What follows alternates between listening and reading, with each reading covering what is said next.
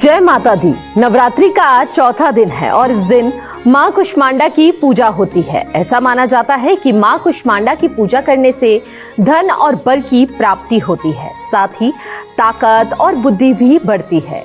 मां कुष्मांडा को ब्रह्मांड की रक्षक भी कहते हैं और इसीलिए आज हम मां कुष्मांडा की पूजा कैसे करें, मंत्र क्या कहें, मां को क्या भोग चढ़ाएं और आरती कैसे करें, इस बारे में विस्तार से बताएंगे। हमारे साथ मौजूद हैं आचार्य हरिशंकर वशिष्ठ जी। बहुत बहुत स्वागत है आचार्य जी आपका।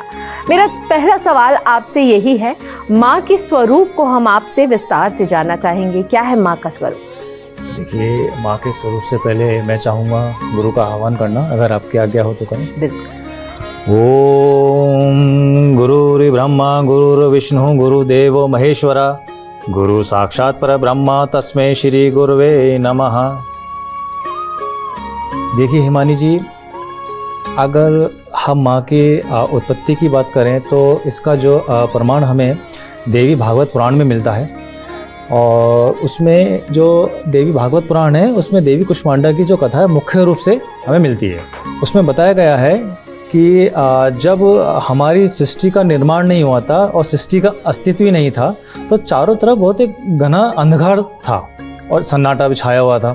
ऐसी स्थिति में त्रिदेव हमारे जो हैं मुख्य रूप से ब्रह्मा विष्णु महेश, ये तीनों दुर्गा जी के पास गए, उनसे सहायता मांगी।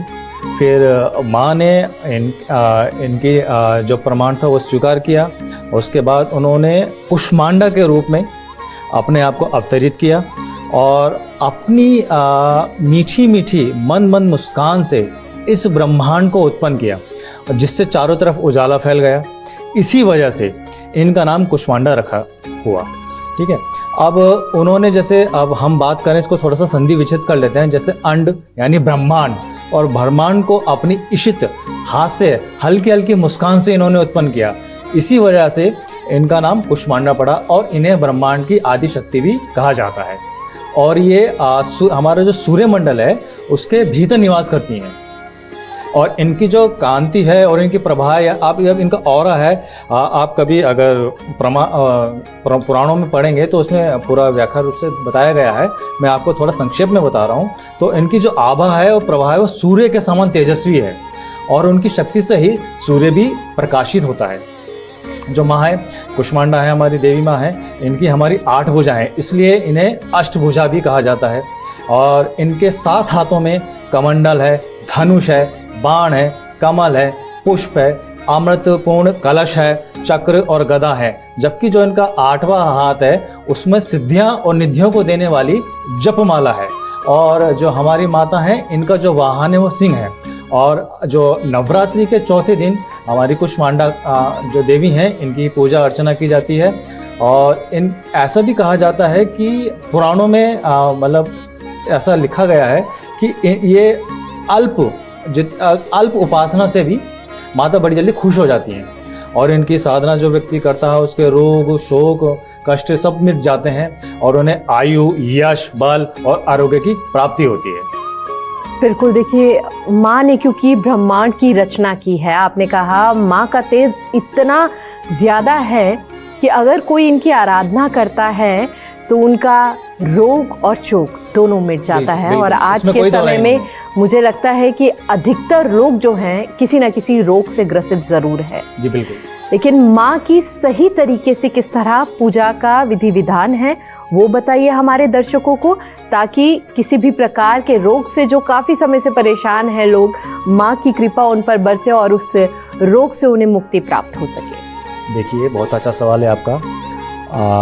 देखिए, जैसा मैंने आपको बताया कि जो हमारी माँ हैं देवी कुष्मांडा, ये अल्प पूजा से भी खुश हो जाती हैं और जो इनका साधक होता है या साधिका होती है उसको मतलब उपहार में या वरदान में क्या क्या दे देती हैं ये तो आप इसका अनुमान भी नहीं लगा सकते। लेकिन अब इनके विधि विधान की बात करते हैं। देखिए, सबसे पहले दुर्गा माँ, मैं हमेशा कहता हूँ कि आपको 9 की 9 देवियों की मूर्ति अलग अलग रखने की ज़रूरत नहीं है। आप दुर्गा माँ की अपने सामने तस्वीर रखिए या मूर्ति रखिए।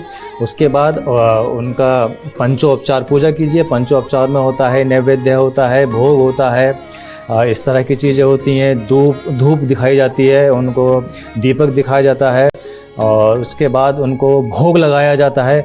और भोग में माँ को सबसे ज़्यादा प्रिय खीर है। चावलों की खीर से माँ को आप भोग अर्पण कर सकते हैं।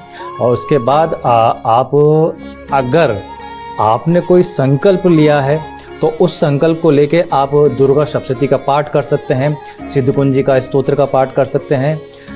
ये जो हमारे जो साधक होते हैं और जो साधिका हैं, ये उस पर निर्भर करता है कि उन्होंने किस तरह का संकल्प लिया है। अगर मैं जनरली बोलूँ या आम भाषा में इनकी पूजा विधि विधान में अगर इन नवदुर्गों में आप दुर्गा सप्तशती का पाठ करते हैं तो आपको बहुत फायदा है। आचार्य जी, आज महिलाओं को किस रंग के वस्त्र पहनने चाहिए ताकि माँ को वो प्रसन्न कर सके? माँ का प्रिय रंग कौन सा है? देखिए, अगर माँ का प्रिय रंग है तो माँ का प्रिय रंग तो लाल है। लाल जोड़ा उन्हें बहुत पसंद है, लाल चूड़ियाँ उन्हें बहुत पसंद है। अगर महिलाएं स्पेशल अगर महिलाएं मुख्य रूप से उनकी साधना या आराधना या उपासना करती हैं तो लाल कलर के वस्त्र पहन सकती हैं। लाल कलर के माँ को फूल अर्पण कर सकती हैं। माँ को लाल कलर बहुत प्रिय है। माँ को कौन से फूलों को अर्पित करना चाहिए? देखिए, माँ को सबसे प्रिय तो कमल पुष्प है। उसके बाद अगर हम बात करें तो लाल कनेर के पुष्प चढ़ा सकते हैं। उसके बाद करें तो गुलाब चढ़ा सकते हैं। और कमल के फूल माँ को बहुत बेहद पसंद है। माँ का प्रिय भोग कौन सा है? माँ को प्रसाद के तौर पर कौन सा भोग अर्पित करना चाहिए? देखिए, प्रसाद के तौर पे माँ को जो अर्पण करना चाहिए, दूध से बनी कोई भी मिठाई आप माँ को अर्पण कर सकते हैं। अब इसमें भी अगर आप मुझसे पूछें कि इसमें भी माँ को कौन सा भोग ज़्यादा पसंद है, तो जी हाँ, बिल्कुल माँ को दूध से बनी अगर खीर आप अर्पण करते हैं तो माँ बहुत खुश होती है और आपको आशीर्वाद देने के लिए बाध्य हो जाती है। माँ के कौन से मंत्रों का करें उच्चारण कि माँ का आशीर्वाद समस्त परिवार पर बना रहे? देखिए, जो जहाँ तक माँ के मंत्रों का सवाल है, अगर आप आज का जनरल एक मंत्र है, ओम सर्वमंगल मांगल्ये शिवे सर्वार्थ साधिके शरण्ये त्र्यंबके गौरी नारायणी नमस्तुते। फिर उनका एक नवाण मंत्र है, ओम ऐं ह्रीं क्लीं चामुंडाय विच्चे। आप इन मंत्रों का जाप कर सकते हैं और माँ को प्रसन्न कर सकते हैं। क्या देवी माँ का संबंध नवग्रहों किसी भी ग्रह से भी होता है? किसी भी राशि के जातकों पर भी इसका असर पड़ता है? पूजा अर्चना करने से उनको कोई विशेष शक्ति प्राप्त होती है आज के दिन? हाँ, बिल्कुल, आपने बिल्कुल सही सवाल किया। देखिए, अगर हम नवग्रहों में बात करें तो माँ का सीधा सीधा संबंध सूर्य ग्रह से होता है। जैसा कि मैंने आपको बताया कि जो माँ है वो सूर्य मंडल में माँ का निवास है, ठीक है। और माँ का जो तेज है बिल्कुल सूर्य के समान है, इसलिए माँ का सूर्य ग्रह पे पूरा प्रभाव रहता है। या जो लोग सूर्य ग्रह से, अगर सूर्य ग्रह जिसकी कुंडली में अगर सूर्य ग्रह परेशान करता है या सूर्य ग्रह से लेकर उनको कुछ ना कुछ परेशानी झेलनी पड़ती है, तो आज के दिन वो देवी माँ कुष्मांडा की आराधना करें, पूजा करें, और कहीं ना कहीं उसको सूर्य से रिलेटेड कोई परेशानी है उसमें थोड़ी सी आराम मिलता है। कहते हैं कि राजनीति और सम्मान के कारक सूर्य को माना जाता है, तो ऐसे में जो राजनीति क्षेत्र में जिसकी संलिप्तता है या फिर कोई अहम पद उसे मिला हुआ है, तो आज माँ की आराधना करने से उसको क्या लाभ मिलेगा? बिल्कुल, ये आपने बहुत अच्छा सवाल किया। देखिए, जैसा कि मैंने बताया आपको, हमारे पुराणों में लिखा हुआ है कि जो माँ का सीधा सीधा संबंध सूर्य ग्रह से होता है। जो लोग राजनीति में हैं, जो लोग गवर्नमेंट से रिलेटेड जॉब में हैं और जो राजकीय कार्यों में हैं, जिनको ज़्यादा मान सम्मान की इच्छा है, ऐसे लोग अगर आज कुष्मांडा माँ की सेवा करें, आराधना करें, उनको बहुत फल मिलता है और ये आराधना सेवा उनके लिए बड़ी फलदायी होती है। जी, अब एक बार फिर से आपसे जानना चाहूँगी कि विद्यार्थियों के लिए आज का दिन किस तरह खास और फलदायी हो सकता है साबित? देखिए, अगर हम विद्यार्थियों की बात करें तो जैसे मैंने बताया कि जो हमारी दुर्गा माँ है उन्हीं के 9 रूप हैं, उनमें से हमारी चौथी देवी हमारी माँ कुष्मांडा है। तो अगर वो दुर्गा रूप में इन माँ का ध्यान करते हैं और उनकी सेवा आराधना करते हैं तो कहीं ना कहीं उनको विद्या से रिलेटेड यानी अपनी एजुकेशन क्षेत्र से रिलेटेड बहुत अच्छा उनको फ़ायदा मिल सकता है। अब विद्या में भी अगर हम बात करें, बहुत से लोग जैसे पॉलिटिकल साइंस के स्टूडेंट होते हैं, पॉलिटिकल अपने IAS IPS वगैरह की तैयारी कर रहे हैं, ऐसे लोग भी आज माँ कुष्मांडा की अगर पूजा आराधना करते हैं तो उनको कहीं ना कहीं ये आराधना उनके इस कैरियर से रिलेटेड एजुकेशन में बहुत फल देती है। आपने शुरुआत में कहा था कि माँ जो है रोग और शोक दोनों का नाश कर देती बिल्कुल, है। बिल्कुल। अगर आज कोई भी भक्तजन जो है माँ की आराधना करता है तो क्या देवी माँ का संबंध हमारे शरीर के भी किसी अंग से होता है? जी बिल्कुल। देखिए हिमानी जी, हमारी जो देवी माँ हैं इनका हमारे शरीर में 7 चक्र होते हैं और ऐसा बताया गया है शास्त्रों में कि जो हमारे 7 के 7 चक्र हैं ये हमेशा बैलेंस होने चाहिए। ना तो कोई चक्र ज़्यादा बड़ा हुआ होना चाहिए, ना कोई चक्र ज़्यादा घटा हुआ होना चाहिए, ठीक है। और ये जो हमारी देवी माँ है कुष्मांडा माँ, इनका सीधा सीधा संबंध हमारे अनाहत चक्र से होता है, जिसको हम हृदय चक्र भी बोलते हैं, हार्ट चक्र भी बोलते हैं। अगर जो लोग बहुत से, अब थोड़ा सा मैं आपको उसको एलिब्रेट कर देता हूँ, इसके बारे में बता देता हूँ। बहुत से लोग ऐसे हैं जो छोटी छोटी बातों को दबा के बैठ जाते हैं, ठीक है, जो भूलते नहीं हैं, जिनको मतलब बहुत किसी को लेके मतलब दिमाग में ले लिया कि उस इंसान ने मुझसे ऐसा कह दिया था, मुझे इससे बदला लेना है या करना है। ऐसे लोगों का हार्ट चक्र आप देखेंगे डाउन होता है, ठीक है। और ऐसी स्थिति में उन्हें क्या करना चाहिए? माँ कुष्मांडा की शरण में जाना चाहिए, उनकी पूजा अर्चना करनी चाहिए, उनकी साधना करनी चाहिए। कहीं ना कहीं माँ कुष्मांडा की साधना से उनका जो हार्ट चक्र है, अनाहत चक्र है, कहीं ना कहीं बैलेंस स्थिति में आता है। और वो जो इस तरह की जो नेगेटिव सोच है, किसी के बारे में मतलब पुराने मतलब बदले लेने की भावना हो गई, उससे कहीं ना कहीं वो धीरे धीरे छुटकारा मिलने लगता है और उसका जो हार्ट चक्र है कहीं ना कहीं बैलेंस होने लगता है।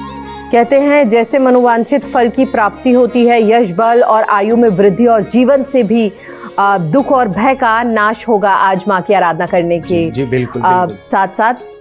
देखिए सबसे ज्यादा इश्यूज जो आ रहे हैं आज के समय में वो हार्ट से रिलेटेड इश्यूज आ रहे हैं।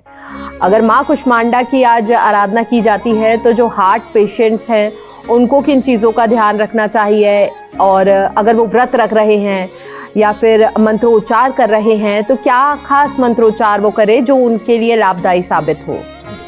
देखिए जहाँ तक आपने सवाल किया है, जिन लोगों के हार्ट से रिलेटेड प्रॉब्लम आ रही हैं, देखिए एक जो आपने बात की है वो एक मेडिकल लैंग्वेज में हार्ट की डिसीज़ हो सकती है। ये मैं हार्ट चक्र की बात कर रहा हूँ। जो हार्ट चक्र होता है वो कहीं ना कहीं हमारे इमोशनल बैलेंस से जुड़ा होता है। जहाँ हमारा इमोशन खराब होता है, हमारा हार्ट चक्र डिसबैलेंस हो जाता है और वो धीरे धीरे, देखो अगर हार्ट चक्र में कुछ ना कुछ प्रॉब्लम है, वो धीरे धीरे रोग बढ़ता है। और वो आपको, जैसे डॉक्टर से आपको सुना होगा, अगर आपको अपना हार्ट सही रखना है तो आपको हमेशा खुश रहना चाहिए। जहाँ पे भी आपने डिप्रेशन में आए या आपका इमोशनल आप डिसबैलेंस हुए तो कहीं ना कहीं उसका असर आपके हार्ट पे पड़ता है और उसकी वजह से आपका हार्ट जो है धीरे धीरे डाउन होने लगता है। ये तो रही आपकी मेडिकल लैंग्वेज। और वही मैं कहूँ कि जहाँ अगर आपको किसी की बात चुभ जाती है या किसी की बात को आप दिल में लगा के बैठ जाते हो, उसे भूल नहीं पा रहे हो, तो यहाँ कहीं ना कहीं आपका हार्ट चक्र डिसबैलेंस होने लगता है। शुरुआत यहीं से होती है। तो कहीं ना कहीं अगर आपको इस हार्ट को और हार्ट चक्र को बैलेंस करके चलना है तो आपकी माँ कुष्मांडा की जो पूजा आराधना है बहुत फलदायक सिद्ध होती है। यानी कि मन को शांति और अगर आपको बैलेंस में लाना है, क्योंकि अक्सर आए दिन कुछ ना कुछ ऐसे इश्यूज होते ही हैं कि लोग उस बारे में इतना सोच लेते हैं कि उनके सीधा हेल्थ पे इफेक्ट पड़ने लगता है। और ये एक बहुत सरल तरीका है जहाँ पर आप भक्ति के साथ साथ अपने शरीर को भी स्वस्थ रख सकते हैं। बड़े ही खूबसूरत तरीके से हमारे आचार्य जी समझा रहे हैं दर्शकों को कि किन बातों का खास ख्याल भी रखना चाहिए इस व्रत में। देखिए जहाँ तक अगर मैं बात करूँ, अगर प्रिकॉशंस लेना है, सबसे पहले तो आपको ब्रह्मचर्य का पालन करना चाहिए, चाहे वो साधक हो या साधिका हो। नंबर 2, आपको सात्विक रहना बहुत ज़रूरी है और आपको सात्विक भोजन करना बहुत ज़रूरी है। अगर जैसा आपने सुना भी होगा कि वह जैसा आहार वैसा व्यवहार, बिल्कुल ठीक है। अगर आप साधना कर रहे हैं तो कहीं ना कहीं आपको सात्विक भोजन ग्रहण करना बहुत ज़रूरी है। आपको तामसिक भोजन बिल्कुल नहीं करना है, क्योंकि जैसे ही आपने तामसिक भोजन ग्रहण किया तो आपकी जो विचारधारा है, आपकी सोच में तमस गुण ज़्यादा बढ़ जाएगा, तो आप साधना नहीं कर पाएंगे। जैसे ही आप साधना में बैठेंगे तो आपके अंदर एग्रेशन, गुस्सा या आपका जो माइंड है आप ध्यान नहीं लगा पाएंगे, तो आपका मन इधर उधर भटकेगा। इसलिए आपको सात्विक भोजन करने की बहुत ज़रूरत है, आपको सात्विक व्यवहार अपने जीवन में लाने की बहुत ज़रूरत है, और उस टाइम पे जब आप साधना में बैठे हुए हैं। तो ये इसके प्रिकॉशन तो बहुत मेन है कि आपको सात्विक भोजन करना है और आपको किसी के बारे में नेगेटिव नहीं सोचना है, किसी की निंदा नहीं करनी है। हो सके तो साधना के टाइम पे जितना हो सके उतना आप कम बोलिए, कम लोगों से आपको मिलना है, जितना हो सके आप पूजा आराधना में लिप्त रहिए। बिल्कुल। और देखिए ना, हमने जब नवरात्र के पहले दिन के बारे में बात की थी तो हमने अपने दर्शकों को तब भी कहा था कि व्रत केवल भूखा रहना नहीं होता, अच्छे अपने भाव, अच्छे सोच, अपने अच्छे शब्दों को आप दूसरों तक पहुंचाए, यही असली व्रत होता है, किसी का दिल ना दुखाए। जी बिल्कुल, बिल्कुल। आप इस बार के नवरात्र काफी शुभ माने जा रहे हैं और आपसे ये जानना चाहेंगे, क्योंकि इस बार कह रहे हैं कि 9 दिन नहीं 10 दिन नवरात्र पड़ेंगे, तो ये कितना शुभ है, कितना लाभदायी है और लोगों पर इसका क्या असर पड़ने वाला है? देखिए, जहाँ तक मैं बात करूँ कितना शुभदायी है, तो अगर आपको ये तो लक बाय चांस, मैं ये कहना चाहूँगा कि आपको 9 दिन की जगह 10 दिन मिल रहे हैं। आप जहाँ पे 9 दिन की पूजा, माँ दुर्गा की पूजा आराधना कर रहे थे, आपको 1 दिन और मिल गया, वो 10 दिन। मैं हिमानी जी आपको बताना चाहूँगा, क्योंकि हमारी जो तृतीया तिथि थी वो थोड़ी सी 2 दिन की हो रही है, ठीक है। वो हमारे जो दैनिक पंचांग होता है उसके हिसाब से हमारी जो तिथि है वो घटती बढ़ती रहती है, तो वो तिथि के हिसाब से, और हम चूँकि उदय तिथि फॉलो करते हैं तो उसके हिसाब से जो हमारी एक नवरात्र है वो 2 दिन, थोड़ा 1 दिन एक्स्ट्रा हो रहा है, तो उसकी वजह से हमारा 1 दिन काउंटेबल ज़्यादा हो गया है। जी, तो इसे काफी लाभदायी माना जा सकता है। बिल्कुल भाई, अगर आपको पूजा के लिए जहाँ 9 दिन मिलने थे वहाँ 10 दिन मिल गए, तो इसको तो आपको तो माता रानी का शुक्र अदा करना चाहिए कि हमें 10 दिन, 1 दिन और एक्स्ट्रा मिला है उनकी सेवा अर्चना करने का। जी, अब जैसे 10 दिन बड़े हैं तो उसको लेकर कोई खास ख्याल हमें रखने की ज़रूरत है? नहीं, ऐसा कुछ खास ख्याल रखने की जरूरत नहीं है। जहाँ आप 9 दिन पूजा कर रहे थे 10 दिन पूजा कीजिए, इसमें ऐसा कुछ नहीं। जी, कोई सावधानी किसी प्रकार की बरतना? देखिए, सावधानी के तौर पे तो मैं यही कहूँगा कि आपको अगर आप इन 9 दिनों में माँ के सच्चे मन से पूजा कीजिए, किसी की निंदा मत कीजिए, किसी के बारे में नेगेटिव मत सोचिए, पॉजिटिव रहिए, सात्विक भोजन करिए और अपना जो चाल चलन है सात्विक रखिए, ब्रह्मचर्य का पालन कीजिए, ये आपको सावधानियाँ रखनी है। जब आप विधि विधान हमारे दर्शकों को समझा रहे होते हैं तो आचार्य जी आप कहते हैं सबसे पहले स्नान कीजिए और उसके बाद ही पूजा की सामग्री को तैयार कीजिए। जी, जी। लेकिन स्नान हमें ब्रह्म मुहूर्त में करना चाहिए, ये बहुत से लोगों को नहीं पता है और टाइम लग जाता है काफ़ी बार। पूजा भी बड़ी लेट करते हैं, अभिजीत मुहूर्त भी निकल जाता है, तो इन तमाम चीज़ों को कैसे मैनेज किया जाए और क्या अगर वक्त निकल जा रहा है उस वक्त कोई पूजा करता है साधक, तो क्या वो लाभदायी उतना ही होगा? देखिए, जहाँ तक अगर मैं बात करूँ मुहूर्त का विचार करना है तो वो करना है आपको केवल पहले नवरात्रे वाले दिन, कि उस दिन से आप अपनी पूजा साधना आरंभ कर रहे हो। जब ये आपको 9 दिन मिल चुके हैं तो इसमें आपको ऐसा स्पेशल कोई मुहूर्त नहीं देखना है, कोई टाइमिंग नहीं देखनी है, क्योंकि हमारी वो साइकिल स्टार्ट हो चुकी है। पहले नवरात्रि से लेके 9वें नवरात्रि तक, अष्टमी नवरात्रि तक आपकी साइकिल स्टार्ट हो चुकी है, ठीक है। उसमें इन 8-9 दिनों में आपको कोई टाइम पीरियड या कोई मुहूर्त स्पेशल देखने की जरूरत नहीं है, क्योंकि ये 9 के 9 दिन माता के हैं। तो आप किसी भी समय पूजा साधना आराधना कीजिए, माँ आपको बल्कि मैं तो ये कहूँगा कि माँ तो इस समय आपका वेट कर रही हैं, वो ये देखती हैं कि ये कब आएगा मेरे पास।